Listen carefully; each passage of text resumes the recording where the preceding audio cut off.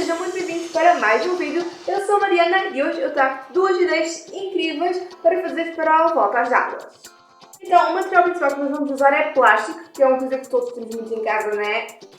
Muito plástico, e nós vamos reaproveitá-lo e utilizá-lo para fazer estas duas criações. Então eu vou ensinar a fazer este estojo transparente aqui e este porta-canetas com este líquido e estes brilhantes que se mexem assim. É giro, certo? Então, se já gostaste destas ideias, não te esqueças de deixar o teu gosto e subscreve o canal. Bom, os tojos, a ideia dele é que não seja aqueles tojos que a gente fica horas à procura do que a gente quer. Ele é transparente e ele fica assim bem aberto para a gente conseguir tirar o que a gente quiser dele. Ele fecha-se bem fácil, ele é bem simples de fazer, eu tenho três materiais principais. Então vamos lá ver como é que eu fiz. Eu peguei numa embalagem de plástico e cortei assim a parte que eu ia usar.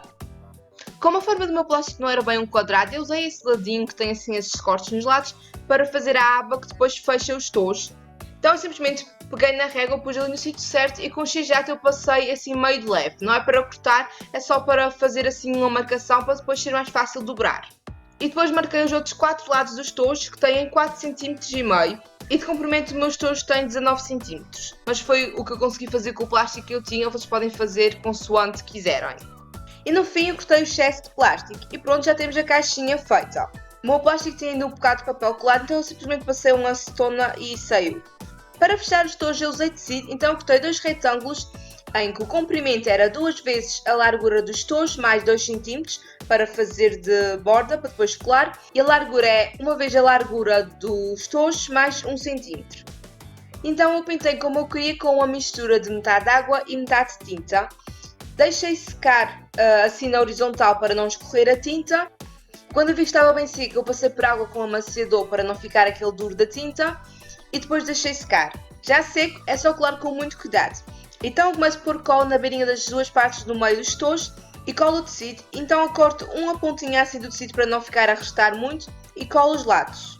Fiz o mesmo do outro lado, só com as cores ao contrário, e testei assim para ver se fechado as coisas não saíam dos tojos. Bom, a ideia dos tojos é que quando ele fica aberto, ele fica sempre bem aberto, para não ser aquelas chatices de enfiar a mão nos tojos e não conseguir ver o que é que está a tirar. Mas se quiserem que ele fique mais fechadinho para não correr o risco das coisas saírem dele, é só colar aqui essa parte do tecido.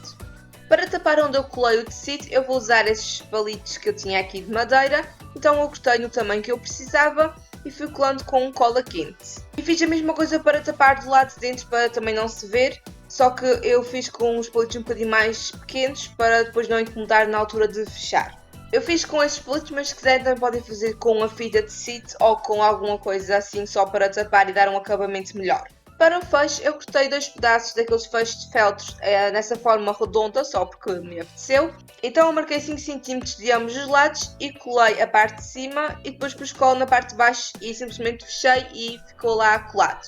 Para não se ver a parte da cola, eu cortei 2 bolinhas em laranja e em cor-de-rosa para tapar assim dos dois lados a parte da cola dos fechos. E pronto, este é o resultado final do meu estojo transparente arco-íris.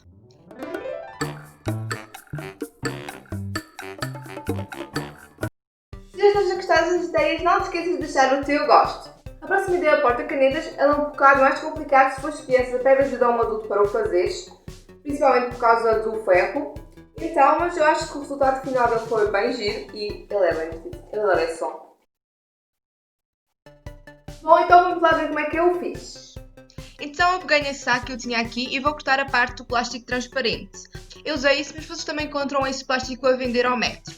E eu cortei 8 retângulos com essas medidas, mas vocês podem fazer com as que quiserem, eu só fiz com essas porque era o plástico que eu tinha. Para fazer as chaquetas onde eu vou meter o líquido, eu vou precisar de colar 2 desses retângulos um ao outro.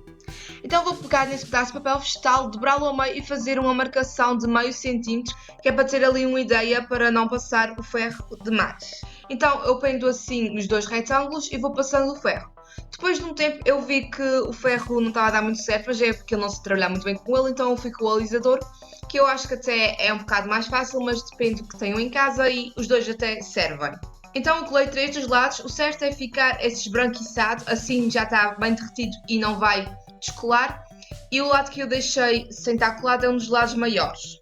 E eu pus um bocadinho de água lá dentro e apertei assim um bocado para ver se não tinha nenhum furo. Então para encher as chaquetas eu fiz uma mistura de 1/3 de água e 2/3 de glicerina e uma gota de corante vermelho. Cada saqueta leva 20 ml dessa mistura, então eu pus metade, depois pus brilhantes e umas estrelas vermelhas que eu tinha e depois enchi o resto da saqueta. Tem que ficar assim, com um espaço para depois poder colar. E então eu fechei com o alisador. Nesta parte tem que ser mesmo com o alisador porque eu não posso virar a saqueta, senão vai sair o líquido. E eu assustei-me com o barulho que fez, porque o plástico, como está molhado e também os brilhantes que ficaram presos em cima começam a derreter, faz um barulho que parece que está a queimar, mas é normal. Então depois no fim eu apertei um bocadinho para ver se não saía o líquido.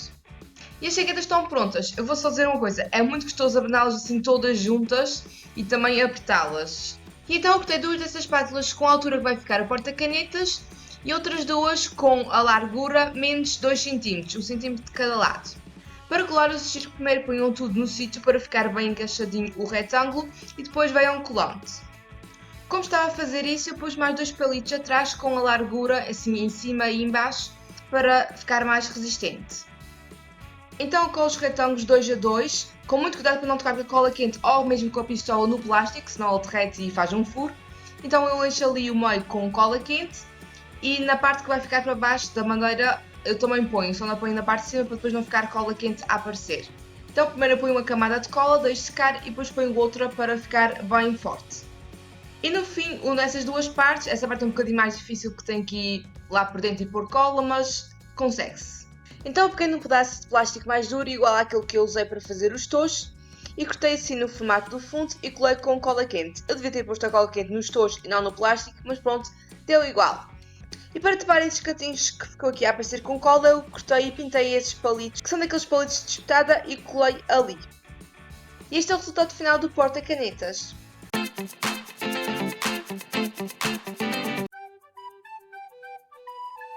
Já voltaram? Bom, então espero que tenham gostado dessas ideias, deixem o vosso gosto e subscrevam o canal. E se estiverem a pensar em fazê-las ou já tenham feito, deixem aí nos comentários.